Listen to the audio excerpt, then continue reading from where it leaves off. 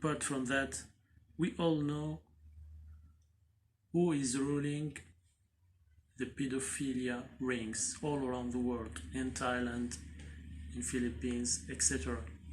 We all know them. Are they irreligious or religious people? We all know they are irreligious people. Most of them are atheists, of course. But anyway, just a moment. Age of consent.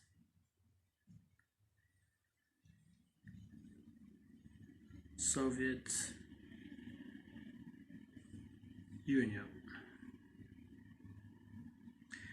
There was no fixed age of consent in the USSR. Legally, it was defined at puberty, which is at average at 12.5 years for girls. This is from Quora.com. But anyway, age of concept in Wikipedia. That's not saying I rely on Quora or Wikipedia. I don't think they are reliable, but just to show you.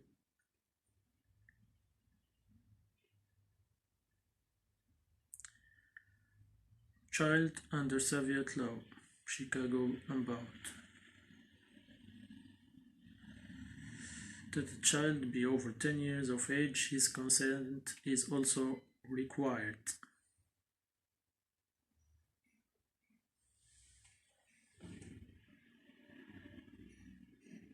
It requires stockage, but anyway. Russia age of consent.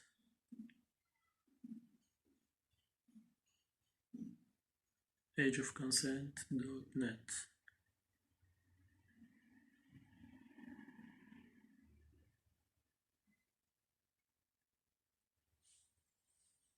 We'll make a research about Soviet.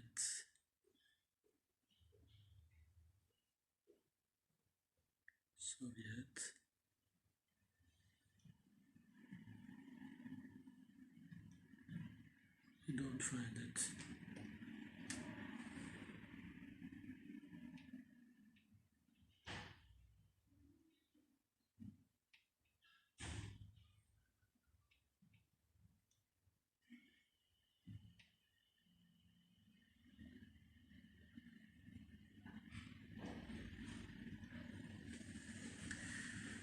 So we are going to open Wikipedia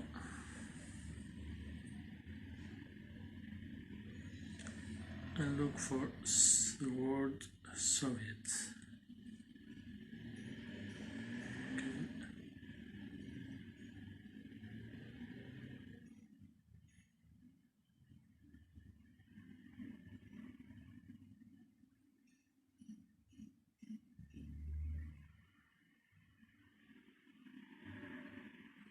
No, this is not it.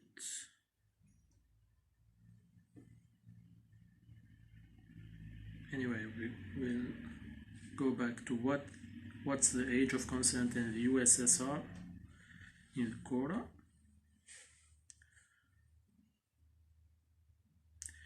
There was no fixed age of consent in the USSR.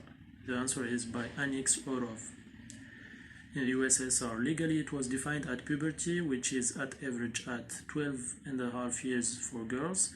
A court would set up a test with medics who would tell whether the puberty came. It was also a valid defense to say that one did not know whether the puberty came. The punishment for this article 119 of the RSFSR code was up to 3 years in prison. Usually per probating period, no actual imprisonment, so it was very rarely enforced. There was no such concept as statutory rape. Rape would be a separate crime, punished much harsher if committed with violence. So, anyway, I didn't find a reference, of course, because it's Quora, but I remember I had that answer I find that article with reference pointing to that fact. This is a response by John Gordon. So, according to Wikipedia, the current, I'm not speaking about the current one. Anyway, they will say, oh, things change, and we are not, and we used to accept such things, but now it's considered pedophilia.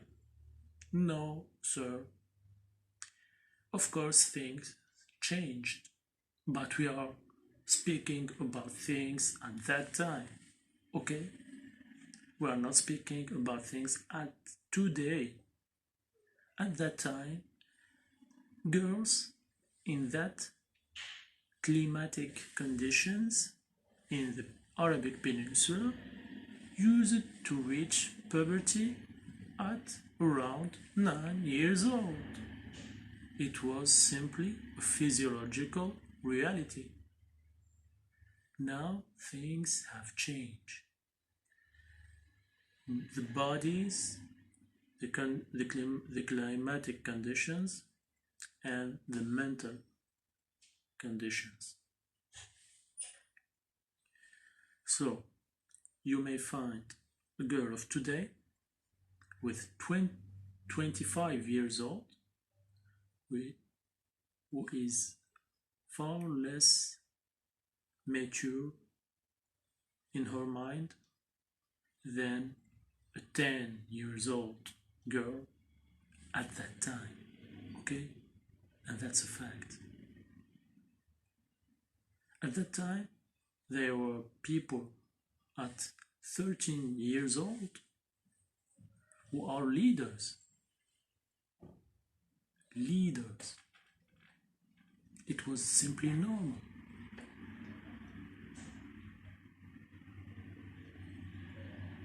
Now we can say things change, but some things don't change. Okay? When a girl or a boy reaches sexual maturity, there are certain things which are going to be happening automatically.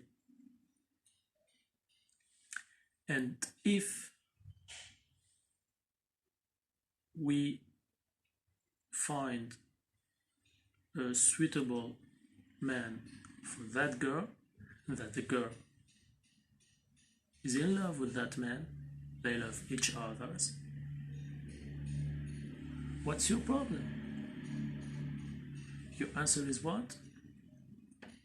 Oh, no, she simply have to wait. It's okay. It's her choice, but it's her choice. There are Islamic scholars, big Islamic scholars like Sheikh Ibn Uthaymeen, who said that at this time now, it's totally normal to prohibit young girls from marrying much older men, to prevent cases of sexual exploitation. But we are not speaking about the same thing with those people who said, no, the Prophet was a pedophile. No, he was no pedophile. If he was a pedophile, he would have hundreds of real children under his control without even having to marry them.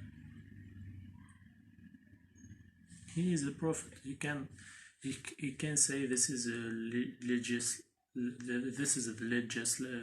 the law, and you simply do it. But he did not. He did not. Okay. Thank you anyway. Assalamu alaikum.